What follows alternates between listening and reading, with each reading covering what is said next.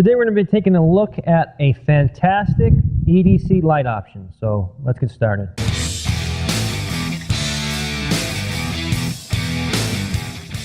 As promised, today we're going to look at the Thrunite. This is called the TN12 2016 edition. I've had this flashlight now for several months. If you recall, in my first video, I said that I didn't really care about this selector switch on here. And now that I've used this, I've got a new philosophy here.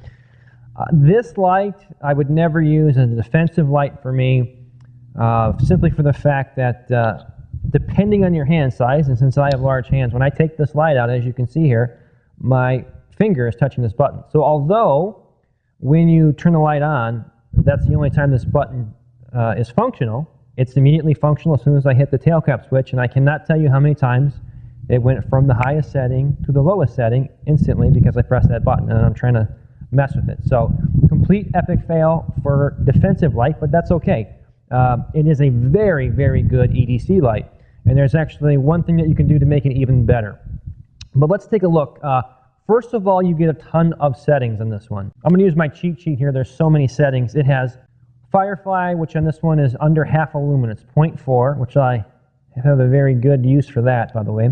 Then 11, then 145 lumens, then 370 lumens, then 800 lumens, and then 1050. So at 1050, this is an extremely bright light, especially even at 800. What I think, one test that's going to happen, I'm going to mount this on the new Saint. I have the new Saint free float that I'm going to be testing, and I'm going to stick this as a weapon mounted light on there because I'm not worried about that button being depressed since my fingers are going to be nowhere near there. And if it holds up to, 5,000-6,000 rounds on there, then this would be an ideal weapon mounted light and very bright. That said, as a utility light, it's if you need a really bright, or at least a multi-adjustable but very bright flashlight that you can carry around for utility stuff, this is the way to go, especially for the price point. And I have all the links below, so you'll be able to see what it costs. But first off, we have a nice heavy-duty aircraft aluminum construction, which I like.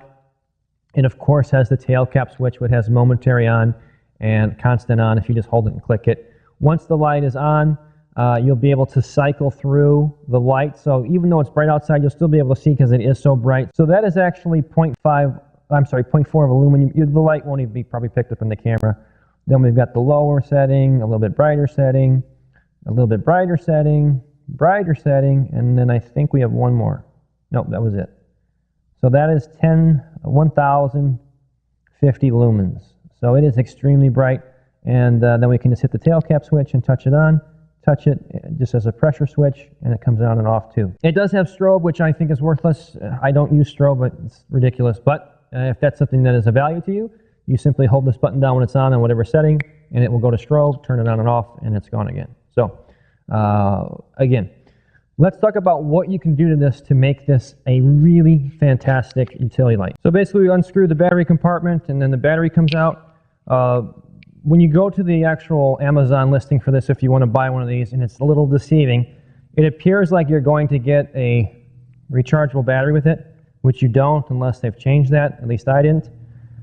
But I would tell you to upgrade to one of these rechargeable lights. Now I've used this battery in here, and it changes everything because for now I don't care. I use this thing constantly all the time, and I don't worry about whether it's going to run out of batteries because I don't need to go to the store and find special CR123s or whatever. And not that they're that hard to get, but they are a little bit more pricey.